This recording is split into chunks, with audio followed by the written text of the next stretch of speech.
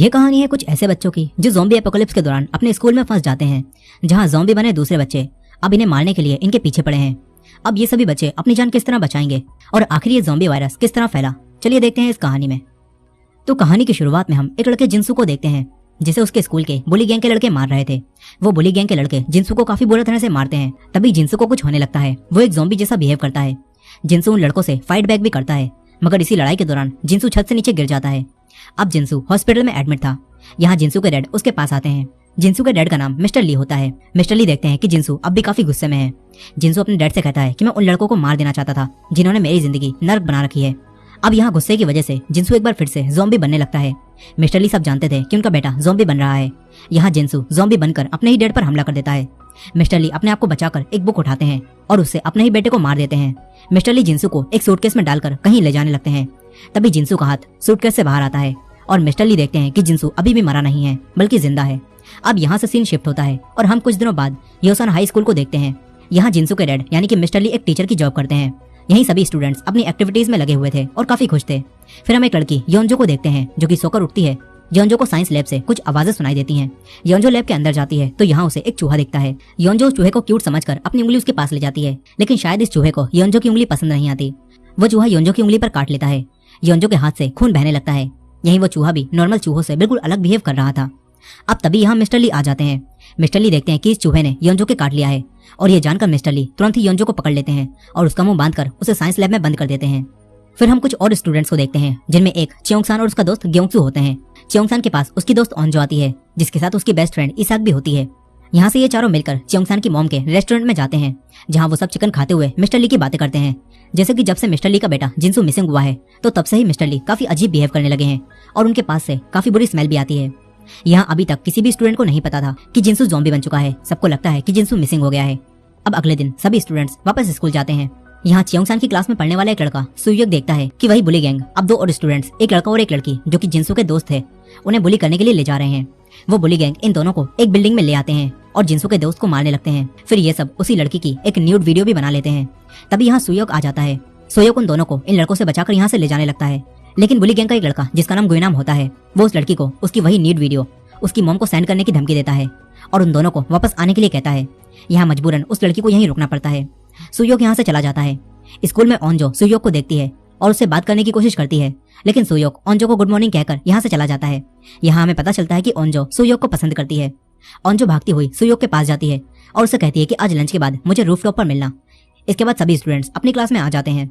फिर इनकी teacher miss park class में आती हैं और सभी स्टूडेंट से पूछती हैं कि क्या किसी ने योंजो को कहीं देखा है, क्योंकि वो कल से घर नहीं पहुंची है। यहाँ एक लड़का टीचर को बताता है कि उन्होंने साइंस लैब साफ करते वक्त आखिरी बार योंजो को वहीं देखा था। अब ये जानकर मिस पार्क मिस्टर ली के पास जाती हैं और उनसे पूछती हैं कि उनकी क्लास की एक स्टूडेंट जिसका नाम योंजो है, वो आखिरी बार साइंस लैब में देखी गई थी, क्या आपको उसके बारे में कुछ पता है? लेकिन मिस्टर ली कहते हैं कि वो इस बारे में कुछ भी नहीं जानते और उन्होंने उस लड़की को नहीं देखा। मिस पार्क यहाँ से चली जाती हैं। मिस्टर ली लैब के अंदर आते हैं जहाँ योंजो बंधी होती है। योंजो भी धीरे धीरे जिंसू की तरह ज़ॉम्बी बन रही थी। मिस्टर ली अपने लैपटॉप में अपनी वीडियो रिकॉर्ड करते हुए इस सब के बारे में सब कुछ बताने लगते हैं। मिस्टर ली योंजो को ज़ॉम्बी बनने से रोकने के लिए उसके अंदर कुछ दवाई इंजेक्ट करते हैं। अब थोड़ी देर बाद जब मिस पार्क अपनी क्लास में पढ़ा रही थी तो इसी दौरान योंजो छूट जाती है। यही क्लास में एक लड़की जिसका नाम हीसू होता है वो उठती है। उसकी हालत काफी खराब थी और उसके पेट में दर्द हो रहा था, लेकिन हीसू इस बारे में किसी को भी कुछ नहीं बताती और मिस पार्क से वॉशरूम जाने का बोलकर यहाँ से चली जाती है। थोड़ी देर बाद योंजो यहाँ आती है जिसके कपड़ों पर खून लगा था और वो ज़ॉम्बी बनने वाली थी। योंजो क्लास में आकर गिर जाती है और कहती है कि साइंस टीचर मिस्टर ली ने मुझे साइंस लैब में बांध कर रखा था। यहाँ योंजो की हालत देखकर मिस पार्क सुयोक, ओंजो और इसाक उसकी मदद के लिए उसे उठाकर स्कूल की नर्स के पास ले जाने लगते हैं। वहीं वो लड़की हीसू भी, जो कि वॉशरूम का बहाना बनाकर क्लास से बाहर गई थी, वो भी किसी वजह से नर्स के पास आती है। वो कहती है कि मेरे पेट में बहुत दर्द हो रहा है। नर्स उसे चेक करती इससे पहले ही मिस पार्क योंजो को लेकर यहाँ आ जाती हैं। नर्स योंजो को देखने लगती हैं। वो लड़की हीसू यहाँ से चली जाती है। यही मिस पार्क देखती हैं कि योंजो को यहाँ ठीक नहीं किया जा सकता, इसलिए वो एम्बुलेंस को कॉल करके यहाँ बुलाती हैं। यही योंजो अभी पूरी तरह से ज़ॉम्बी नहीं बनी थी, इसलिए वो अपनी टीचर को बताती है कि साइंस टीचर ने मुझे एक अजीब सा इंजेक्शन भी दिया था। अब तभी यहाँ पर योंजो में तेजी से वायरस फैलने लगता है, इसीलिए नर्स उसे इंजेक्शन देकर यहाँ बेहोश कर देती हैं। इसके बाद एम्बुलेंस यहाँ आती है और वो लोग योंजो को यहाँ से हॉस्पिटल ले जाने लगते हैं। मिस पार्क ओंजो और सुयोक से कहती हैं कि अभी इस बारे में किसी को भी कुछ मत बताना, लेकिन ओंजो की दोस्त इसाक ने पहले ही क्लास में जाकर सबको सब कुछ बता दिया होता है कि योंजो काफी अजीब बिहेव कर रही है और उसे मिस्टर ली ने कैद करके रखा था। यही वही लड़की हीसू अपना बैग लेकर स्कूल से बाहर चली जाती है। दूसरी तरफ सुयोक ओंजो से पूछता है कि तुम मुझे स्कूल की छत पर मिलने के लिए क्यों बुला रही हो। इस पर ओंजो आसपास देखती है और अपना नेम टैग सुयोक को देकर उससे डेट पर चलने के लिए पूछती है। सोयोक उसे जवाब नहीं दे पाता। तभी चियोंगसान ओंजो को ढूंढता हुआ यहाँ पर आ जाता है। इसके बाद ओंजो यहाँ से चली जाती है। सोयोक चियोंगसान को ये सब नहीं बताता। फिर ये दोनों भी क्लास में जाने लगते हैं। यही मिस पार्क और एक टीचर मिस्टर ली के पास जाते हैं और उन्हें बताते हैं कि हमने योंजो को हॉस्पिटल भेज दिया है। ये जानकर मिस्टर ली सबसे कहते हैं कि हमें उसे हॉस्पिटल पहुंचने से रोकना होगा, मगर कोई भी मिस्टर ली की बात नहीं सुनता। यहाँ मिस पार्क ने पहले ही पुलिस को बुला लिया होता है क्योंकि मिस्टर ली ने योंजो को कैद करके रखा था। अब यहाँ एक पुलिस ऑफिसर और एक डिटेक्टिव आते हैं। डिटेक्टिव मिस्टर ली को अरेस्ट करके यहाँ से ले जाते हैं। यही उन्हीं नर्स को पता चलता है कि योंजो ने उनके काट लिया था और अब उनके अंदर भी ज़ॉम्बी वायरस फैलने लगता है, जिससे वो भी ज़ॉम्बी बन जाती हैं। तभी लंच टाइम होता है। सभी बच्चे क्लास से बाहर निकल जाते हैं। सोयोक अपनी क्रश नामरा के पास जाता है। सोयोक नामरा को पसंद करता है। सोयोक नामरा से स्कूल के बाद योंजो से मिलने चलने के लिए पूछता है ताकि वो नामरा के साथ बाहर जा सके, लेकिन नामरा उसके साथ जाने से मना कर देती है और यहाँ से चली जाती है। वहीं उस बुली गैंग के दो लड़के नर्स के रूम के बाहर से गुजरते हैं और उन्हें देखकर उनकी वीडियो बनाने लगते हैं, लेकिन नर्स पूरी तरह से ज़ॉम्बी बन चुकी थी। वो इन दोनों पर हमला करती हैं। नर्स एक लड़के के काट लेती हैं। ये देखकर सभी लोग यहाँ से भागते हैं। नर्स भी उन सबके पीछे पड़ जाती हैं। इधर ये लड़का भी नर्स के काटने के बाद ज़ॉम्बी बन जाता है। वो दूसरे लड़कों को भी काटने लगता है। देखते ही देखते सारे बच्चे ज़ॉम्बी बन जाते हैं। इधर वही लड़की उंजी, जिसकी बुली गैंग ने न्यूड वीडियो बनाई थी, वो स्कूल की छत पर खड़ी हुई थी और सुसाइड करने के बारे में सोच रही थी। तभी उसका दोस्त उसके पास आकर उसे रोकता है। उंजी अपने दोस्त से कहती है कि वो बुली गैंग मेरे न्यूड वीडियो अपलोड कर देंगे, लेकिन उंजी का दोस्त उससे कहता है कि ऐसा मत करो, मैं सब कुछ ठीक कर दूंगा। मगर उंजी को अब लगने लगता है कि ये जगह नर्क है, इसलिए उंजी यहाँ से कूदने के लिए पीछे मुड़ती है। तभी इन दोनों को कई सारे बच्चे दिखते हैं जो कि ज़ॉम्बी बन चुके थे और खिड़की से नीचे कूद रहे थे। देखते ही देखते पूरे स्कूल में ये ज़ॉम्बीज फैल जाते हैं। लेकिन यहाँ क्लास की टॉपर नामरा पूरे फोकस के साथ अब भी अपनी बुक पढ़ रही थी। तभी सोयोक यहाँ आकर उसे ज़ॉम्बी से बचाकर ले जाता है। वहीं ओंजो और चियोंगसान कैफेटेरिया में होते हैं। यहाँ ओंजो चियोंगसान को बता देती है कि उसने सोयोक को बता दिया है कि वो उसे पसंद करती है। ये सुनकर चियोंगसान का दिल टूट जाता है, लेकिन वो ओंजो को ये सब पता नहीं लगने देता। तभी कैफेटेरिया में भी कई सारे ज़ॉम्बीज आ जाते हैं, जिससे यहाँ पर भगदड़ मच जाती है। किसी को भी कुछ भी समझ नहीं आता कि ये सब क्या चल रहा है। तभी ओंजो गिर जाती है और एक ज़ॉम्बी उसे मारने आता है, मगर चियोंगसान यहाँ आकर उसे बचा लेता है। कैफेटेरिया में ज़ॉम्बीज बच्चों को लगातार काटकर ज़ॉम्बी बना रहे थे। चियोंगसान किसी तरह कुछ और बच्चों के साथ मिलकर ओंजो को यहाँ से बाहर निकालकर यहाँ से ले जाने लगता है। यही उसी बुली गैंग का एक लड़का गुइनाम ज़ॉम्बीज को मारकर अपनी जान बचा रहा था। अब वो एक जगह पर आकर छुप जाता है। इधर ओंजो और चियोंगसान कैफेटेरिया से बाहर आ गए थे, लेकिन पूरे स्कूल में ज़ॉम्बीज फैल चुके थे, इसीलिए दोनों अपनी जान बचाकर भागते हैं। तभी एक आदमी गाड़ी लेकर आता है, लेकिन वो भी ज़ॉम्बी बन चुका था, इसलिए उसकी गाड़ी यहाँ टकरा जाती है। चियोंगसान ये देखकर ओंजो के साथ ऊपर चढ़ता है और ये दोनों बिल्डिंग के ऊपर आ जाते हैं, लेकिन बिल्डिंग के अंदर भी ज़ॉम्बीज आ चुके थे। एक ज़ॉम्बी चियोंगसान को पकड़ लेता है। तभी ओंजो फायर एक्सटिंग्विशर से उस ज़ॉम्बी को रोकती है। ये दोनों यहाँ से भाग जाते हैं। ये दोनों अपनी क्लास में आ जाते हैं, जहाँ इनके बाकी दोस्त भी ज़ॉम्बी से बचकर छुपे हुए थे। अब ये सब अपने आप को क्लास में लॉक कर लेते हैं। बाहर सोयोक नामरा के साथ ज़ॉम्बी से बचकर भाग रहा था। तभी इन दोनों को एक सीढ़ी दिखती है। नामरा और सोयोक भी उस सीढ़ी की मदद से अपनी क्लास में अपने दोस्तों के पास आ जाते हैं। यहाँ ये सब समझ जाते हैं कि स्कूल में ज़ॉम्बी वायरस फैल चुका है। अब इसके बाद हम फिर से योंजो को देखते हैं, जो कि हॉस्पिटल पहुंच चुकी थी, लेकिन योंजो को अभी यहाँ होश नहीं आया था। वहीं वो डिटेक्टिव मिस्टर ली से पुलिस स्टेशन में पूछताछ कर रहे थे। यहाँ डिटेक्टिव को पता चलता है कि मिस्टर ली ने बायोलॉजी में पीएचडी कर रखी है और वो पहले दवाई कंपनी में रिसर्चर थे, लेकिन फिर मिस्टर ली ने उस जॉब को छोड़ दिया और टीचर बन गए। यहाँ मिस्टर ली बताते हैं कि जब स्कूल के बच्चे उनके बेटे जिंसू को परेशान करते थे, तो उन्होंने अपने बेटे को ताकतवर बनाने के लिए एक चूहे पर एक्सपेरिमेंट किया। उन्होंने एक चूहे को एक बिल्ली के साथ रखा, जहाँ बिल्ली रोज चूहे को मारती थी, लेकिन फिर एक दिन चूहे ने अपने लिए फाइट बैक की और फिर चूहा बिल्ली को मारने लगा। इसके बाद मिस्टर ली ने उस चूहे के अंदर से उसके हार्मोन निकाल लिए और उससे एक दवाई बनाकर अपने बेटे के अंदर इंजेक्ट की, लेकिन इससे उनका बेटा एक ज़ॉम्बी बन गया। अब डिटेक्टिव ये सब जानकर चौंक जाता है। वहीं हॉस्पिटल में योंजो का होश आ जाता है। योंजो यहाँ डॉक्टर्स को काटने लगती है। सभी लोग यहाँ से अपनी जान बचाकर भागते हैं। इधर वही लड़की हीसू अपनी परेशानी से जूझती हुई कहीं जा रही थी। तभी वो एक गाड़ी से टकराने से बाल बाल बचती है। इस गाड़ी के अंदर योसान हाई स्कूल के एथलीट बच्चे थे, जो कंपटीशन के लिए बाहर गए थे, लेकिन अब जब वो स्कूल में वापस आते हैं तो यहाँ उन्हें चारों तरफ ज़ॉम्बीज मिलते हैं। इधर चियोंगसान और बाकी सभी अपनी जान बचाकर क्लास में छुपे हुए थे। तभी ये सब फोन को ढूंढते हैं और इमरजेंसी नंबर पर कॉल करके उन्हें बताते हैं कि यहाँ ज़ॉम्बी वायरस फैल चुका है, जिससे सभी लोग ज़ॉम्बी बनकर दूसरे लोगों को मार रहे हैं और हम यहाँ फंस चुके हैं। लेकिन इमरजेंसी कॉल डिपार्टमेंट वाले सोचते हैं कि बच्चे इनके साथ कोई मजाक कर रहे हैं, मगर थोड़ी ही देर में इनके पास हॉस्पिटल से और दूसरी जगहों से भी ज़ॉम्बीज की खबर आने लगती है, जिससे ये सब तुरंत एक्शन में आ जाते हैं। इधर काफी देर होने के बाद भी जब ये सब देखते हैं कि इन्हें बचाने कोई नहीं आया, तो ये सब समझ जाते हैं कि उन लोगों ने इनकी बातों पर विश्वास नहीं किया होगा।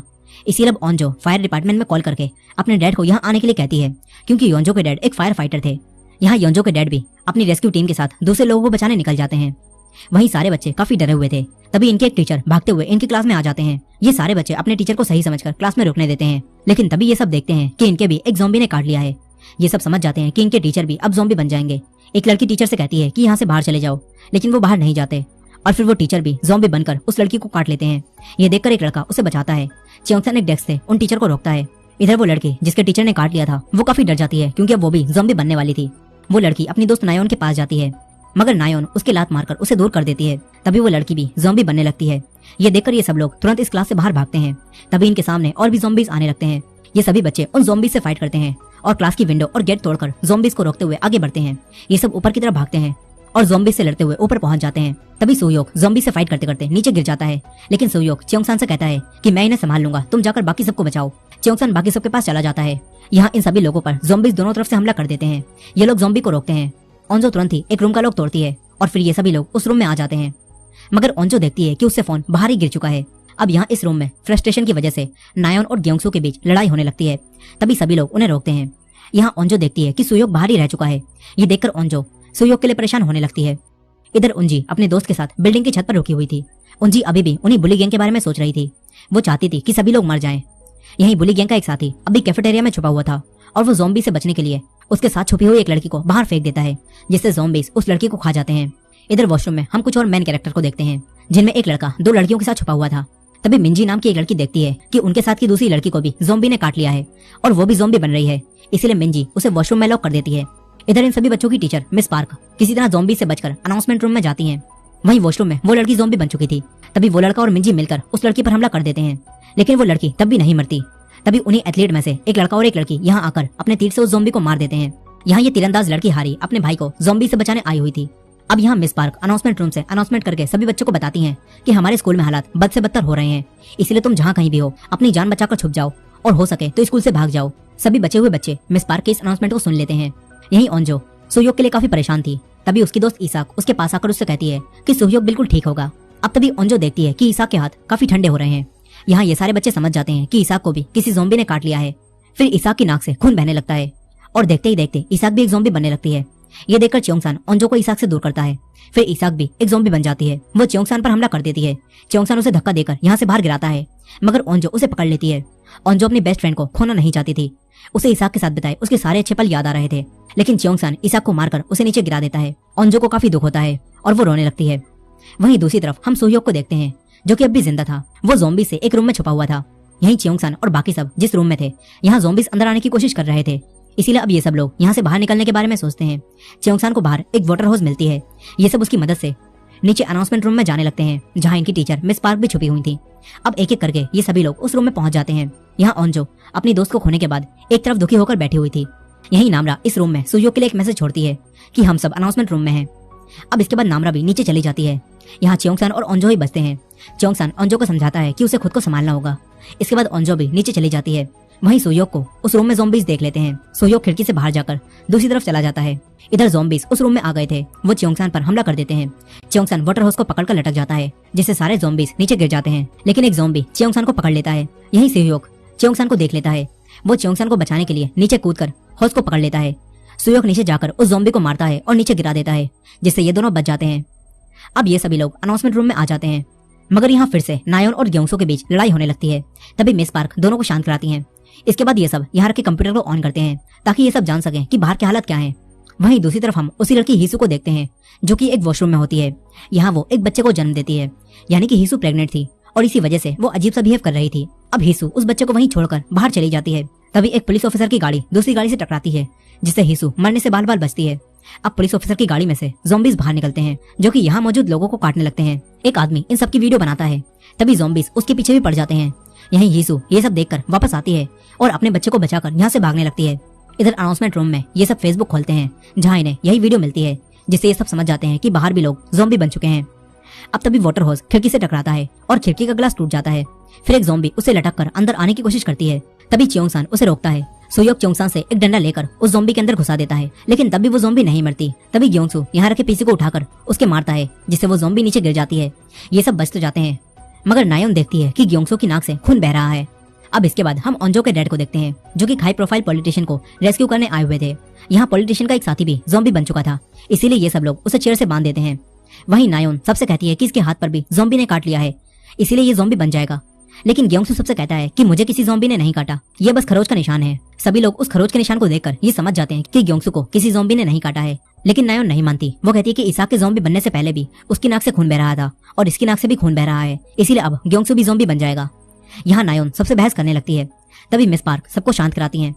फिर वो ग्योंगसू से कहती हैं कि तुम थोड़ी देर जाकर रिकॉर्डिंग रूम में बैठ जाओ। जब कुछ समय बाद भी तुम ज़ॉम्बी नहीं बनोगे तो सबका शक दूर हो जाएगा। ग्योंगसू मान जाता है और रिकॉर्डिंग रूम में जाकर लॉक हो जाता है। इधर ग्वेनाम अब कैफेटेरिया से बाहर निकलकर भागता है, लेकिन कई सारे ज़ॉम्बीज उस पर हमला कर देते हैं। ग्वेनाम उनसे फाइट करता है और एक चाकू उठाकर उन्हें मारने लगता है। इसके बाद हम च्योंगसान की मॉम को देखते हैं, जो कि अपने रेस्टोरेंट में थी। तभी वो न्यूज में देखती हैं कि योसान में ज़ॉम्बी वायरस फैल रहा है, जिससे लोग ज़ॉम्बी बन रहे हैं। ये खबर सुनकर च्योंगसान की मॉम तुरंत ही च्योंगसान को कॉल करती हैं, लेकिन च्योंगसान के पास उसका फोन नहीं था, जिससे च्योंगसान की मॉम काफी घबरा जाती हैं। वो तुरंत ही स्कूल की तरफ च्योंगसान को बचाने जाने लगती हैं। वहीं ओंजो के डैड का एक साथी भी ज़ॉम्बी बन जाता है और सब पर हमला करने लगता है। इसीलिए ओंजो के डैड उसे पकड़कर यहाँ बांध देते हैं। यहीं हम देखते हैं कि मिलिट्री वाले अब पूरे योसान को चारों तरफ से घेर रहे हैं, ताकि कोई भी ज़ॉम्बी योसान से बाहर ना निकल पाए और ये वायरस पूरे कोरिया में ना फैले। इसी दौरान मिलिट्री ऑफिसर्स को ज़ॉम्बी देख लेते हैं, ज़ॉम्बी इन पर हमला करते हैं, लेकिन मिलिट्री ऑफिसर्स उन्हें वहीं रोक लेते हैं। इधर मिंजी और हारी अपने दोस्तों के साथ वॉशरूम में छुपी हुई थी, लेकिन अब ये चारों भी यहाँ से बाहर निकलने का फैसला करते हैं। वहीं अनाउंसमेंट रूम में आधा घंटा बीत चुका था, लेकिन ग्योंगसू अब तक कोई ज़ॉम्बी नहीं बना था। ये देखकर मिस पार्क ग्योंगसू को बाहर आने के लिए कहती हैं, लेकिन अब ग्योंगसू बाहर नहीं आता। तभी बाकी सभी लोग उसी लड़की नायोन से कहते हैं कि अब तुम्हें अंदर जाकर उससे माफी मांगनी चाहिए। मिस पार्क भी नायोन को अंदर जाने के लिए कहती हैं। इसके बाद नायोन अंदर जाकर ग्योंगसू के पास आती है और उससे बात करती है। नायोन अपने रुमाल से ग्योंगसू की चोट साफ करती है, लेकिन नायोन ग्योंगसू से माफी नहीं मांगती और फिर से उससे बदतमीजी से बात करती है, जिससे ग्योंगसू को काफी गुस्सा आ जाता है। नायोन बाहर आती है और ग्योंगसू भी गुस्से में उसके पीछे बाहर आ जाता है, लेकिन सभी लोग ग्योंगसू को रोककर उसे शांत कराते हैं। यहाँ सभी लोग नायोन को बुरा कह रहे थे, लेकिन नायोन सबसे कहती है कि मैं सही थी, वो देखो ग्योंगसू ज़ॉम्बी बन रहा है। और तभी ये सब ग्योंगसू को देखते हैं, जो कि सच में अब ज़ॉम्बी बनने लगा था। सभी लोग उससे डरकर पीछे हटने लगते हैं। च्योंगसान ये सब देखकर काफी हैरान था। उसका दोस्त भी अब एक ज़ॉम्बी बन रहा था। ग्योंगसू समझ चुका था कि वो ज़ॉम्बी बन रहा है, इसलिए वो रोने लगता है। उसे समझ नहीं आता कि वो क्या करे। मिस पार्क उसे कहती है कि तुम वापस रिकॉर्डिंग रूम में जाकर बैठ जाओ, लेकिन नायोन कहती है कि इसे बाहर निकाल दो। अब यहाँ ग्योंगसू खुद ही बाहर जाने लगता है, क्योंकि वो अपने दोस्तों को चोट नहीं पहुंचाना चाहता था, लेकिन वो बाहर नहीं जा पाता और पूरी तरह से ज़ॉम्बी बनकर इन सब पर हमला कर देता है। ये देखकर च्योंगसान खिड़की के पास जाकर बैठता है और उसे अपनी तरफ बुलाता है। इसके बाद च्योंगसान बीच में से हटकर उसे खिड़की से नीचे गिरा देता है। ग्योंगसू नीचे गिरकर बाकी सभी ज़ॉम्बीज के साथ भागने लगता है। यहाँ च्योंगसान अपने दोस्त को खोने की वजह से काफी दुखी हो जाता है। इधर वही लड़की हिसू अपने बच्चे को लेकर च्योंगसान की मॉम के रेस्टोरेंट में आकर छुपती है, लेकिन उसे भी एक ज़ॉम्बी ने काट लिया था। इसीलिए वो अपने बच्चे को एक जगह रखकर खुद को रस्सी से बांध लेती है, ताकि जब वो ज़ॉम्बी बन जाए तो वो अपने बच्चे को चोट ना पहुंचा पाए। इसके बाद हिसू भी एक ज़ॉम्बी बन जाती है। वहीं दूसरी तरफ ओंजो के डैड उन्हीं पॉलिटिशियन के साथ थे। वो उन पॉलिटिशियन को बताते हैं कि मैंने रेस्क्यू टीम को बता दिया है कि हम यहाँ पर फंसे हुए हैं और रेस्क्यू टीम हमें बचाने यहाँ आने वाली है। यही ओंजो के डैड अपनी बेटी ओंजो के लिए काफी परेशान थे। वो ओंजो को कॉल भी करते हैं, लेकिन ओंजो के पास उसका फोन नहीं था, जिससे ओंजो के डैड की ओंजो से बात नहीं हो पाती और उन्हें और भी ज्यादा चिंता होने लगती है। इधर च्योंगसान और बाकी सभी दुखी होकर ग्योंगसू को याद कर रहे थे, क्योंकि ग्योंगसू काफी अच्छा लड़का था। लेकिन यहाँ नायोन फिर से उसे बुरा कहने लगती है। तभी नामरा को गुस्सा आता है। वो नायोन के पास जाकर उसे एक थप्पड़ मारती है और फिर सबको बताती है कि मैंने देखा था कि इसने अपने रुमाल पर ज़ॉम्बी का खून लगा लिया था और फिर ग्योंगसू की चोट साफ करने के बहाने इसने ज़ॉम्बी का खून ग्योंगसू की चोट पर लगा दिया, जिसके बाद ही वो इन्फेक्टेड होकर ज़ॉम्बी बन गया। नायोन कहती है कि मैंने ये सब नहीं किया, लेकिन ये सुनकर नामरा कहती है कि अगर तुमने ये सब नहीं किया तो अपनी चोट पर भी ये रुमाल लगाओ। लेकिन नायोन ऐसा नहीं करती, जिससे अब सब समझ जाते हैं कि नायोन ने ही ग्योंगसू को ज़ॉम्बी बनाया है। सभी लोग नायोन पर काफी गुस्सा होते हैं। इसके बाद नायोन भी खुद ही बाहर चली जाती है। नायोन भी रो रही थी, क्योंकि शुरू से अब तक कोई भी उसे पसंद नहीं करता था। अब यही मिस पार्क सारे बच्चों से कहती हैं कि कुछ भी हो जाए, लेकिन किसी के साथ दोबारा ऐसा मत करना। इसके बाद मिस पार्क नायोन को बचाने बाहर चली जाती हैं। नायोन की तरफ कई सारे ज़ॉम्बीज बढ़ रहे थे। तभी मिस पार्क यहाँ आकर नायोन को बचाकर ले जाती हैं। इधर ये सभी लोग दोबारा से परेशान हो जाते हैं, क्योंकि ये फिर से अकेले हो चुके हैं। तभी बाहर हेलीकॉप्टर आने लगते हैं और ये सीन यहीं कट हो जाता है। अब हम एक व्लॉगर को देखते हैं, जो कि योसान में छुपकर ज़ॉम्बीज को देखने और उनकी वीडियो बनाने आया था, लेकिन अब ज़ॉम्बीज उसके पीछे ही पड़ जाते हैं। ये व्लॉगर उनसे बचकर भागने लगता है। यहाँ च्योंगसान की मॉम भी किसी तरह ज़ॉम्बीज से बचते हुए च्योंगसान के स्कूल पहुंच चुकी थी। यहाँ उन्हें ग्योंगसू दिखता है, लेकिन उन्हें नहीं पता था कि ग्योंगसू भी एक ज़ॉम्बी बन चुका है। च्योंगसान की मॉम ग्योंगसू के पास जाती हैं, लेकिन ग्योंगसू उन्हें पकड़ने लगता है। तभी और ज़ॉम्बीज यहाँ आकर उन्हें खाने लगते हैं। इसी दौरान हेलीकॉप्टर यहाँ आ जाते हैं, जिससे ज़ॉम्बीज उनकी आवाज सुनकर इन्हें छोड़कर दूसरी तरफ जाने लगते हैं। इधर कुछ देर बीतने के बाद ये सभी लोग बात करते हैं कि जरूर मिस पार्क और नायोन जिंदा होंगे, क्योंकि जब से वो दोनों बाहर गए हैं तो तब से ही कोई भी आवाज नहीं आई है। अगर ज़ॉम्बीज ने उन्हें काटा होता तो वो जरूर चीखते, लेकिन ऐसा नहीं हुआ। इसका मतलब है कि वो लोग जिंदा हैं। अब इसके बाद फिर से हम उंजी और उसके दोस्त को देखते हैं, जो कि अब भी स्कूल की छत पर रुके हुए थे। यहाँ कोई भी इन्हें बचाने नहीं आया था, इसीलिए अब ये दोनों यहाँ बात करने लगते हैं कि इस पूरे स्कूल में आग लग जाए और ये पूरा स्कूल ही तबाह हो जाए, क्योंकि इन दोनों को बुलीज ने काफी परेशान किया था। अब इसके बाद हम फिर से ओंजो के डैड को देखते हैं। वो सबको बताते हैं कि हमें बचाने रेस्क्यू टीम यहाँ कल सुबह आएगी और कल सुबह हमें बिल्डिंग की छत पर जाना होगा। इसके बाद ओंजो के डैड पॉलिटिशियन से कहते हैं कि मेरी बेटी स्कूल में फंसी हुई है और मुझे उसे बचाने जाना होगा। लेकिन वो पॉलिटिशियन ओंजो के डैड से कहती हैं कि मेरे साथियों के परिवार वाले भी बाहर कहीं ना कहीं फंसे हुए हैं और वो भी उन्हें बचाने जाना चाहते हैं, लेकिन बाहर खतरा है, इसलिए मैंने किसी को भी बाहर नहीं जाने दिया। पॉलिटिशियन ओंजो के डैड को भी बाहर जाने से रोक देती है। यही गुइनाम कैफेटेरिया से बाहर आकर एक साइकिल लेता है और यहाँ से भागने लगता है, मगर साइकिल की चेन उतर जाती है। तभी वो दोबारा से बिल्डिंग के अंदर भागता है। वो एक रूम में आकर ज़ॉम्बीज़ को मारने लगता है। वहीं वो दोनों एथलीट उसी लड़की मिंजी और उसके दोस्त के साथ वॉशरूम में फंसे हुए थे। तभी यहाँ मिंजी और तीरंदाज लड़की हारी के बीच किसी बात को लेकर लड़ाई होने लगती है। दोनों एक दूसरे को मार रही थी। तभी दोनों लड़के उन्हें रोकते हैं। यही वो व्लॉगर जो योसान में ज़ॉम्बीज़ की वीडियो बनाने आया था। यहाँ ज़ॉम्बीज़ उसके पीछे पड़े हुए थे। वो छुपते हुए एक जगह पर आता है, लेकिन यहाँ बच्चे ज़ॉम्बी उसके पीछे पड़ जाते हैं। वो बच्चों से बचकर भागने लगता है। यहीं पुलिस स्टेशन में वो डिटेक्टिव ये सब देखकर मिस्टर ली से कहता है कि आज बाहर जो कुछ भी हो रहा है वो सब तुम्हारी वजह से हो रहा है। डिटेक्टिव मिस्टर ली से कहते हैं कि तुमने ये वायरस क्यों बनाया। इस पर मिस्टर ली डिटेक्टिव को बताते हैं कि स्कूल में बुलीज मेरे बेटे को काफी परेशान करते थे और स्कूल में शिकायत करने के बाद भी वो बच्चे नहीं रुके। यहाँ तक कि उनके बेटे ने बुलीज से डरकर सुसाइड करने की भी कोशिश की। और इस सब को देखते हुए ही मिस्टर ली ने अपने बेटे को ताकतवर बनाने के लिए ये वायरस बनाया। अब ये सब जानकर वो डिटेक्टिव मिस्टर ली पर भड़क जाता है। वो मिस्टर ली से कहता है कि तुम्हारी वजह से आज बाहर वो लोग भी मर रहे हैं जिनका कोई कसूर नहीं था और उनकी मौत की जिम्मेदार तुम हो। डिटेक्टिव मिस्टर ली से कहता है कि अगर तुम्हें पता है कि इसका क्या इलाज है तो हमें बताओ। डिटेक्टिव मिस्टर ली को अपने साथ बाहर ले जाने लगता है। तभी यहाँ भी ज़ॉम्बीज़ आ जाते हैं जो पुलिस ऑफिसर्स को काटकर ज़ॉम्बी बनाने लगते हैं। मिस्टर ली यहीं खड़े होकर इन्हें देख रहे थे। तभी एक ज़ॉम्बी डिटेक्टिव पर पीछे से हमला करता है, लेकिन मिस्टर ली उसे रोककर डिटेक्टिव को बचा लेते हैं। ये दोनों यहाँ से भागते हैं, लेकिन अब मिस्टर ली को भी उसी ज़ॉम्बी ने काट लिया था। यहाँ मिस्टर ली डिटेक्टिव से कहते हैं कि योसान स्कूल के साइंस लैब में मेरा लैपटॉप रखा हुआ है और इस वायरस से किस तरह डील करना है मैंने ये सारी इन्फॉर्मेशन उस लैपटॉप में स्टोर करके रखी हुई है, इसलिए तुम्हें स्कूल जाकर मेरा लैपटॉप लाना होगा। अब यहाँ और ज़ॉम्बीज़ आने लगते हैं। मिस्टर ली सारे ज़ॉम्बीज़ को रोकते हैं। डिटेक्टिव तुरंत ही पुलिस स्टेशन से बाहर आकर स्कूल की तरफ जाने लगते हैं। तभी इन्हें एक आदमी मिलता है। डिटेक्टिव उसकी जान बचाते हैं और फिर ये दोनों स्कूल की तरफ जाते हैं। यही मिस्टर ली भी अब एक ज़ॉम्बी बन चुके थे। अब इसके बाद सुबह हो जाती है। स्कूल में सभी बचे हुए लोग रेस्क्यू टीम के आने का इंतजार कर रहे थे, लेकिन कोई भी इन्हें बचाने नहीं आया था, इसलिए अब ये चारों यहाँ से निकलने लगते हैं।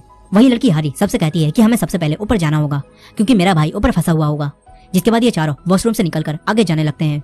इधर ये सभी लोग अनाउंसमेंट रूम में बैठकर रेस्क्यू टीम के आने का इंतजार कर रहे थे, लेकिन अब ये सब सोचने लगते हैं कि इन्हें स्टाफ रूम में जाकर अपने फोन लाने चाहिए ताकि ये लोग मदद के लिए रेस्क्यू टीम को यहाँ बुला सकें। वहीं उंजी का दोस्त सुबह होने के बाद उसे बताता है कि बुली गैंग ने तुम्हारी न्यूड वीडियो सोशल मीडिया पर पोस्ट करके शेड्यूल पर लगा दी थी, जो कि आज सुबह 9 बजे पब्लिक होने वाली थी। उंजी का दोस्त उसे कहता है कि उसने मुझसे पैसे मांगे थे जो कि आज सुबह मैं उसे दे देता और वो वीडियो डिलीट कर देता, लेकिन इससे पहले ही ज़ॉम्बी वायरस फैल गया। अब ये सब जानकर उंजी काफी गुस्सा हो जाती है। वो अपने दोस्त से कहती है कि तुम मुझे ये सब अब बता रहे हो। यहाँ अब उंजी बुली गैंग का फोन लेने के लिए नीचे स्टाफ रूम की तरफ जाने लगती है। इधर च्योंगसान भी फोन लेने के लिए स्टाफ रूम में जाता है। सोयोग भी उसके पीछे जाता है। वो दोनों बिल्डिंग की खिड़कियों को पकड़ते हुए स्टाफ रूम की तरफ जा रहे थे। इधर उंजी भी भागती हुई स्टाफ रूम की तरफ आती है। तभी ज़ॉम्बीज़ उसे पकड़कर उसे खाने लगते हैं, लेकिन इस वक्त उंजी के अंदर जीने की चाहत ज्यादा थी। वो किसी भी तरह स्टाफ रूम में जाना चाहती थी। तभी अचानक से सारे ज़ॉम्बीज़ उसे छोड़ देते हैं। इसके बाद कोई भी ज़ॉम्बी उस पर हमला नहीं करता। फिर उंजी स्टाफ रूम में आकर सारे फोन तोड़ने लगती है ताकि उसकी न्यूड वीडियो पब्लिक ना हो पाए। यही उंजी भी एक ज़ॉम्बी बन रही थी, लेकिन वो खुद को ज़ॉम्बी बनने से रोक लेती है। तभी च्योंगसान और सुयोग भी यहाँ आ जाते हैं। वो छुपकर एक फोन उठाने की कोशिश करते हैं, लेकिन उंजी उन्हें देख लेती है। वो इन दोनों पर हमला करती है। सुयोग च्योंगसान को बचाता है। फिर ये दोनों यहाँ से भागते हैं। तभी च्योंगसान देखता है कि जो फोन उसने उठाया है वो टूटा हुआ है। च्योंगसान दूसरा फोन उठाता है। तभी कई सारे ज़ॉम्बीज़ अंदर आकर इन पर हमला कर देते हैं। च्योंगसान ज़ॉम्बी से बचते हुए बाहर चला जाता है और सुयोग वापस उसी रास्ते से भाग जाता है। यही गुइनाम सारे ज़ॉम्बीज़ को मारकर आराम से सो रहा था। तभी इनके प्रिंसिपल सामने आते हैं जो कि यहाँ छुपे हुए थे। प्रिंसिपल गुइनाम को अपनी कार की चाबी देते हैं और उसे कहते हैं कि मेरी कार पार्किंग में लगी हुई है, बाहर जाओ और मेरी कार को यहाँ ले आओ। लेकिन गुइनाम बाहर जाने से मना कर देता है। यहाँ प्रिंसिपल और गुइनाम के बीच बहस होने लगती है। वहीं दूसरी तरफ ओंजो के डैड पॉलिटिशियन और उनके साथियों के साथ अब बाहर निकलते हैं। ये सभी लोग ज़ॉम्बीज़ को पानी से रोकते हुए ऊपर की तरफ भागते हैं। तभी पॉलिटिशियन और उनके साथी देखते हैं कि छत पर जाने के दरवाजे पर ताला लगा हुआ है। ये लोग तुरंत ही ओंजो के डैड को ये सब बताते हैं। ओंजो के डैड का एक साथी ऊपर आता है। उसके पास कुछ टूल्स थे जिससे ये लोग उस लोग को तोड़ देते हैं। अब ये सभी लोग ज़ॉम्बी से बचकर छत पर पहुंच जाते हैं। इन्हें एक हेलीकॉप्टर दिखता है। ओंजो के डैड स्मोक की मदद से उन्हें सिग्नल भेजते हैं, जिसके बाद रेस्क्यू टीम इन्हें बचाने आने लगती है। इधर च्योंगसान भी ज़ॉम्बी से बचकर भाग रहा था। अब च्योंगसान भी उसी रूम में आ जाता है जहाँ गुइनाम प्रिंसिपल को मार रहा था। च्योंगसान गुइनाम को देखकर उसे ऐसा करने से रोकता है। गुइनाम प्रिंसिपल को मारने वाला था, लेकिन च्योंगसान उसकी वीडियो बनाने लगता है और च्योंगसान उसे ये वीडियो पुलिस को सेंड करने की धमकी देता है। लेकिन गुइनाम नहीं डरता। वो प्रिंसिपल को चाकू से मार देता है और च्योंगसान से वो फोन मांगता है। च्योंगसान बचता है। तभी च्योंगसान और गुइनाम के बीच यहाँ फाइट होने लगती है, लेकिन च्योंगसान उस फोन को उठाकर यहाँ से बाहर भाग जाता है, मगर गुइनाम भी उसके पीछे आने लगता है। इधर वो चारों ज़ॉम्बी से लड़ते हुए ऊपर आ चुके थे। हारी बाकी सबके साथ सेकंड फ्लोर पर अपने भाई को बचाने आई हुई थी, लेकिन हारी को उसका भाई यहाँ नहीं मिलता, इसीलिए अब ये सब यहाँ से भागते हैं। इसी दौरान हम बाहर के हालातों को देखते हैं, जहाँ लोग योसान के लोगों को अपने एरिया में आने से रोक रहे थे। बाहर कुछ लोग ज़ॉम्बीज़ की एक्टिंग करके पब्लिक एरियाज में लोगों को डरा भी रहे थे, इसलिए अब ये सब देखकर गवर्नमेंट तुरंत ही एक मीटिंग बुलाती है। वहीं दूसरी तरफ सोयोग अनाउंसमेंट रूम में पहुंचकर सबको बताता है कि च्योंगसान और वो अलग हो गए थे। अब ये सभी लोग च्योंगसान के लिए परेशान होने लगते हैं। वहीं च्योंगसान गुइनाम से बचकर भागता हुआ एक लाइब्रेरी में आ जाता है, मगर यहाँ भी कई सारे ज़ॉम्बीज थे जो कि च्योंगसान पर हमला कर देते हैं। गुइनाम भी अंदर आकर च्योंगसान को पकड़ने लगता है। च्योंगसान ज़ॉम्बी से बचते हुए गुइनाम से फाइट करता है। गुइनाम च्योंगसान को पकड़कर ज़ॉम्बीज के पास फेंकने वाला था, तभी च्योंगसान उसी फोन को गुइनाम की आंख पर मारता है, जिससे उसकी आंख काफी ज्यादा इंजर्ड हो जाती है। च्योंगसान उसे नीचे गिरा देता है, जहां ज़ॉम्बीज उस पर हमला करके उसे खाने लगते हैं। ये देखकर च्योंगसान यहाँ से भागता है। तभी ज़ॉम्बीज गुइनाम को छोड़कर उसके पीछे आने लगते हैं। च्योंगसान ज़ॉम्बी से बचकर भागता हुआ पाइप के रास्तों से ऊपर जाने लगता है। तभी वही चारों लाइब्रेरी के पास से गुजरते हैं, लेकिन यहाँ उन्हें कोई भी नहीं मिलता। इसके बाद ये चारों मेडिकल रूम में आ जाते हैं। यहाँ इन्हें एक कंप्यूटर मिलता है, जिससे ये लोग मदद बुलाने की कोशिश करते हैं। वहीं दूसरी तरफ च्योंगसान भी अब फोन से पुलिस को कॉल करता है, लेकिन इसी दौरान हम मार्शल लॉ कमांडर को देखते हैं, जो कि अब सबको बताते हैं कि योसान के बाहर कई सारी गलत अफवाहें फैल रही हैं, जिससे लोग डर रहे हैं। इसी वजह से अब योसान की सारी कम्युनिकेशन सर्विस को बंद कर दिया गया है, और इसी वजह से अब च्योंगसान मदद के लिए रेस्क्यू टीम को कॉल नहीं कर पाता। इधर वो चारों भी फोन से मदद बुलाते हैं, लेकिन उनकी भी कॉल कनेक्ट नहीं होती। यहाँ अब च्योंगसान को काफी गुस्सा आता है। वहीं अनाउंसमेंट रूम में ऑनजो अब च्योंगसान के लिए काफी परेशान थी। तभी उसे आइडिया आता है। वो यहाँ बैठे एक लड़के जू योंग से कहती है कि तुमने अपने साइंस क्लब में एक ड्रोन बनाया था ना, शायद हम उसकी मदद से च्योंगसान को ढूंढ सकते हैं। सबको ये आइडिया काफी अच्छा लगता है। फिर ये सब लोग उसी होज की मदद से ऊपर जाकर ड्रोन को साइंस लैब से लेने जाते हैं। वहीं डिटेक्टिव उसी आदमी के साथ ज़ॉम्बी से बचता हुआ योसान स्कूल की तरफ आ रहा था। तभी इन दोनों के पीछे भी ज़ॉम्बी पड़ जाते हैं। ये दोनों छुपने के लिए च्योंगसान की मोम के रेस्टोरेंट में आ जाते हैं। यहाँ इन्हें वही लड़की हिसू ज़ॉम्बी बनी मिलती है, लेकिन वो बंधी हुई थी, जिससे इन्हें कोई भी खतरा नहीं था। लेकिन फिर इन्हें हिसू का वही बेबी मिलता है, जो कि डिहाइड्रेट हो चुका था। डिटेक्टिव उस बच्चे को संभालते हैं। वहीं ऑनजो जो योंग के साथ साइंस लैब में पहुंचकर ड्रोन को ढूंढती है। वहीं च्योंगसान अब उन पाइपों के रास्तों से बाहर आकर भागने लगता है और एक दूसरे रूम में आकर छुप जाता है। दूसरी तरफ सभी लोगों को ड्रोन मिल चुका था। वो लोग वापस आकर ड्रोन में एक हेल्प मैसेज लगाते हैं और ड्रोन बाहर भेजते हैं। ड्रोन में लगे कैमरों की मदद से इन्हें बाहर के हालात दिखते हैं, जहाँ सभी लोग अब ज़ॉम्बी बन चुके थे। इधर वो चारों मेडिकल रूम में थे, लेकिन अब हारी और उसके दोस्त के तीर खत्म होने वाले थे। इसीलिए अब ये चारों यहाँ से बाहर आर्चरी रूम में जाते हैं। ये लोग बिल्डिंग के बाहर कूदकर नीचे जाने लगते हैं। तभी ड्रोन यहाँ आता है, लेकिन वो इन चारों को नहीं देख पाता। तभी इन सब में से एक लड़का ज़ॉम्बी में एक तीर लगा हुआ देख लेता है और समझ जाता है कि उसकी बहन यहीं कहीं है। दरअसल हारी अपने भाई को ढूंढ रही है और हारी का भाई इन सभी लोगों के साथ है। खैर अब ये सभी लोग ड्रोन से और आगे देखते हैं और इन्हें एक रूम में च्योंगसान दिख जाता है, जो कि बिल्कुल ठीक था, जिससे ये सभी लोग काफी खुश हो जाते हैं। इसके बाद ये लोग ड्रोन को स्कूल से बाहर मदद के लिए भेजते हैं, लेकिन बाहर सब कुछ तबाह हो चुका था। तभी एक लड़की देखती है कि उसके मॉम डैड एक ट्रक में है, जो कि ज़ॉम्बी बन चुके हैं, जिससे वो लड़की रोने लगती है। ऑनजो उस लड़की को संभालती है। तभी इनके ड्रोन की बैटरी खत्म हो जाती है और इनका ड्रोन खराब होकर वहीं गिर जाता है। इधर ऑनजो के डैड उन्हीं पॉलिटिशियन के साथ रेस्क्यू होकर एक अबेंडन प्रिजन में पहुंचते हैं, जिसे सरकार ने अब रेस्क्यू कैंप बना दिया था। लेकिन यहाँ मिलिट्री ऑफिसर्स इन सभी लोगों को एक रूम में बंद कर देते हैं, ताकि ये लोग इनका टेस्ट कर सकें कि कहीं ये सब भी इन्फेक्टेड तो नहीं। वहीं दूसरी तरफ हम फिर से गुइनाम को देखते हैं, जिसे ज़ॉम्बी ने काटा था, इसीलिए वो एक ज़ॉम्बी बनने लगता है, मगर वो खुद को कंट्रोल कर लेता है, जिससे वो ज़ॉम्बी नहीं बनता और दूसरे ज़ॉम्बीज भी अब उस पर हमला नहीं करते। इसके बाद गुइनाम फिर से च्योंगसान को मारने जाने लगता है। इधर उंजी को भी ज़ॉम्बीज ने काट लिया था, लेकिन उसने भी खुद को ज़ॉम्बी बनने से रोक लिया था। यानी कि ज़ॉम्बी वायरस गुइनाम और उंजी की बॉडी में आकर म्यूटेट हो गया है, जिससे ये दोनों अब ज़ॉम्बी नहीं बने हैं। अब इसके बाद हम फिर से अनाउंसमेंट रूम में बाकी सबको देखते हैं, जो कि दुखी होकर बैठे हुए थे। तभी वही लड़की जिसके मॉम डैड ज़ॉम्बी बन चुके थे, वो यहाँ से कूदकर अपनी जान देने वाली थी, लेकिन सभी लोग उसे रोकते हैं और समझाते हैं कि उसे खुद के लिए जीना होगा। अब इसके बाद नामरा को एक आइडिया आता है। वो सबको समझाती है कि हम स्पीकर्स को चालू करके ज़ॉम्बीज को दूसरी तरफ भेज सकते हैं और इस तरह हम दूसरे रास्ते से च्योंगसान के पास पहुंच जाएंगे। सबको ये आइडिया ठीक लगता है। फिर ये सभी लोग अनाउंसमेंट करके च्योंगसान से कहते हैं कि च्योंगसान, हम तुम्हारी तरफ ही आ रहे हैं, इसीलिए तुम उसी रूम में रुके रहो। लेकिन इनकी ये सारी बातें गुइनाम भी सुन लेता है। इसके बाद ये सभी लोग दूसरी तरफ के स्पीकर्स को चालू करके एक म्यूजिक बजा देते हैं, जिससे सारे ज़ॉम्बीज उस आवाज को सुनकर स्पीकर्स की तरफ जाने लगते हैं। इससे बाकी सबका रास्ता साफ हो जाता है। ये लोग अनाउंसमेंट रूम से बाहर निकलते हैं, लेकिन एक ज़ॉम्बी जो कि सुन नहीं सकती थी, वो यहीं होती है। अब ये सब बिना आवाज किए ज़ॉम्बी के पीछे से निकलने लगते हैं, लेकिन वो ज़ॉम्बी इन्हें देख लेती है। ये सब तुरंत भागते हैं। सुयोक उस ज़ॉम्बी से फाइट करके उसे मारने लगता है। तभी गुइनाम यहाँ आकर उस ज़ॉम्बी को खत्म कर देता है। सुयोक उसे थैंक्स कहता है, लेकिन उसे नहीं पता था कि गुइनाम को भी एक ज़ॉम्बी ने काट लिया है। अब यहाँ गुइनाम सुयोक से कहता है कि च्योंगसान कहाँ है, मुझे उसे मारना है। ये सुनकर गुइनाम और च्योंगसान के बीच यहाँ फाइट होने लगती है। गुइनाम ज़ॉम्बी के काटने के बाद काफी स्ट्रांग हो गया था और वो सुयोक को काफी बुरा मार रहा था। तभी पीछे नामरा देखती है कि सुयोक यहाँ नहीं आया है, इसीलिए नामरा भी यहाँ आ जाती है। वो गुइनाम को रोककर सुयोक को बचाती है, लेकिन गुइनाम उसके हाथ पर काट लेता है। तभी सुयोक उसे धक्का देकर नीचे गिरा देता है। वहीं वो चारों भी ज़ॉम्बी से लड़ते हुए आर्ची रूम में आ जाते हैं, लेकिन उनके एक साथी को गहरी चोट लग गई होती है। वहीं बाकी सभी च्योंगसान के पास उसी रूम में पहुंच जाते हैं। तभी ये सब देखते हैं कि सुयोक और नामरा पीछे रह गए हैं। ये लोग उन्हें बचाने जाते हैं। इसी दौरान हम फिर से नायोन को देखते हैं, जो कि अब भी जिंदा थी और वो इसी रूम के स्टोर रूम में छुपी हुई थी, लेकिन वो इन सब के सामने नहीं आती। इधर ये सभी लोग सुयोक और नामरा के पास जाते हैं, लेकिन ज़ॉम्बीज उनके पीछे पड़े थे, इसीलिए ये सब लोग ज़ॉम्बी से बचते हुए वापस इसी रूम में आ जाते हैं। तभी एक लड़की नामरा के हाथ पर काटने के निशान को देखती है, जिससे ये सब लोग डर जाते हैं कि नामरा भी अब एक ज़ॉम्बी बन जाएगी। वहीं दूसरी तरफ ओंजो के डैड अब भी पॉलिटिशियन के साथ रेस्क्यू कैंप में कैद थे, लेकिन ओंजो के डैड अपनी बेटी को बचाने जाना चाहते थे, मगर कोई भी उन्हें बाहर नहीं जाने देता। तभी कुछ मिलिट्री ऑफिसर्स इन्हें खाना देने आते हैं, लेकिन ओंजो के डैड अपने साथी के साथ मिलकर उन्हें मारकर बेहोश कर देते हैं और उनकी ड्रेस पहनकर यहाँ से बाहर जाने लगते हैं। वहीं चियोंग-सान अब नामरा को मारना चाहता था, तभी सोयोक उसे रोक देता है और उसे कहता है कि इसे किसी ज़ॉम्बी ने नहीं काटा, बल्कि इसे ग्युनाम ने काटा था। लेकिन चियोंग-सान कहता है कि ग्युनाम को भी मेरे सामने ज़ॉम्बीज़ ने काट लिया था। अब ये सुनकर नामरा कहती है कि अगर तुम सच कह रहे हो तो मैं भी एक ज़ॉम्बी बन जाऊंगी, इसलिए अब नामरा खुद ही बाहर जाने लगती है। लेकिन सोयोक उसे रोक देता है और खिड़की खोलकर सबसे कहता है कि अगर नामरा ज़ॉम्बी बनेगी तो मैं उसे बाहर फेंक दूंगा। सभी लोग मान जाते हैं, जिसके बाद नामरा खिड़की के पास बैठ जाती है। वहीं वो चारों आर्चरी रूम में आ चुके थे। यहाँ ये लोग अपने साथी की चोट पर दवाई लगाते हैं, लेकिन उसकी हालत अब भी खराब थी। अब थोड़ी देर बाद हम फिर से नामरा को देखते हैं, जिसे अब अजीब सा महसूस होने लगता है। उसकी एक आंख लाल हो जाती है और वो सोयोक के काटने वाली थी। तभी चियोंग-सान ये देखकर उस पर हमला करता है, लेकिन सोयोक बीच में आ जाता है। यहाँ चियोंग-सान नामरा को मारना चाहता था, इसलिए अब सोयोक और चियोंग-सान में आपस में ही लड़ाई होने लगती है।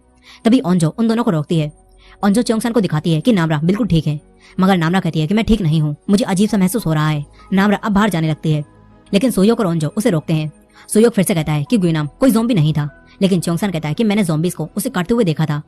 अब ये सब सुनकर ओंजो कहती है कि हो सकता है ग्युनाम इम्यून हो गया हो और शायद नामरा भी इम्यून हो जाए, मगर वही लड़की जिसके मॉम डैड ज़ॉम्बी बन गए थे वो कहती है कि हो सकता है नामरा बाद में ज़ॉम्बी बन जाए, इसलिए हमें नामरा को यहाँ से बाहर निकाल देना चाहिए। अब नामरा इन सबकी आपस में लड़ाई रोकने के लिए खुद बाहर जाने लगती है। तभी ओंजो उसे रोकती है और कहती है कि हम पहले ही अपनी गलतियों की वजह से अपने कई साथियों को खो चुके हैं और अब हम किसी और को नहीं खो सकते। इसके बाद सोयोक अपने हाथों को नामरा के हाथों से बांध लेता है और कहता है कि अब अगर ये ज़ॉम्बी बनी तो ये तुम तक नहीं पहुंच पाएगी और अब तुम सब बिल्कुल सेफ हो। ये सुनकर सभी लोग शांत हो जाते हैं। वहीं डिटेक्टिव हिसू के बच्चे को अपने साथ ले जाने लगते हैं। ये लोग यहाँ से भाग रहे थे, तभी इन्हें एक बच्ची दिखती है जिसके पीछे ज़ॉम्बी पड़े हुए थे। ये लोग उस बच्चे को ज़ॉम्बी से बचाते हैं और वापस रेस्टोरेंट में आ जाते हैं। वो बच्ची डिटेक्टिव को दिखाती है कि मेरी मॉम वहाँ है। डिटेक्टिव देखते हैं कि इस बच्ची की मॉम भी ज़ॉम्बी बन चुकी है। डिटेक्टिव ये देखकर उस बच्चे को अपने गले लगाते हैं और उसे दिलासा देते हैं कि सब ठीक हो जाएगा। वहीं सभी लोग अब सोयोक और नामरा से दूर बैठे हुए थे। यहाँ इन सभी लोगों ने 2 दिनों से कुछ भी नहीं खाया था, इसीलिए ये लोग खाने की बातें ही करने लगते हैं। यही नायोन जिस रूम में छुपी हुई थी वहाँ खाने की चीजें और ड्रिंक्स रखी थी। नायोन उनकी बातें सुनकर बाहर आने वाली थी, लेकिन तभी ये सब नायोन की बुराई करने लगते हैं और कहते हैं कि नायोन की वजह से ही हमने अपने दोस्त को खो दिया। अब इनकी ये सारी बातें सुनकर नायोन बाहर नहीं आती। तभी इन सबको स्टोर रूम दिखता है। ये लोग स्टोर रूम को खोलने के लिए उसका दरवाजा तोड़ने वाले थे। वहीं ओंजो के डैड उस कैंप से छुपकर बाहर निकल जाते हैं और अकेले ही यहाँ से भागने लगते हैं। तभी एक मिलिट्री ऑफिसर उन्हें देख लेता है। ओंजो के डैड उसे मारकर यहाँ से भागते हैं। तभी दूसरे ऑफिसर्स उन पर गोलियां चलाने लगते हैं। इधर ये सभी लोग स्टोर रूम के दरवाजे को लात मारकर तोड़ रहे थे। दरवाजा तो नहीं टूटता, मगर ज़ॉम्बीज़ उनकी आवाज सुनकर रूम के बाहर आने लगते हैं, इसीलिए अब ये लोग रुक जाते हैं। फिर इन सबको यहाँ पर एक कैमरा मिलता है। ये सभी लोग कैमरा में अपनी वीडियो रिकॉर्ड करके इन हालातों में अपनी फीलिंग शेयर करते हैं और सर्वाइव करने के लिए खुद को मोटिवेट करते हैं। सभी लोग अपने मॉम डैड के लिए एक मैसेज रिकॉर्ड करते हैं।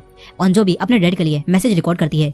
ओंजो कहती है कि मुझे लग रहा था कि आप मुझे बचाने आ रहे हो। इधर ओंजो के डैड सच में मिलिट्री कैंप से भाग रहे थे ताकि वो अपनी बेटी को बचा सकें, लेकिन मिलिट्री ऑफिसर्स उन पर गोलियां चला रहे थे।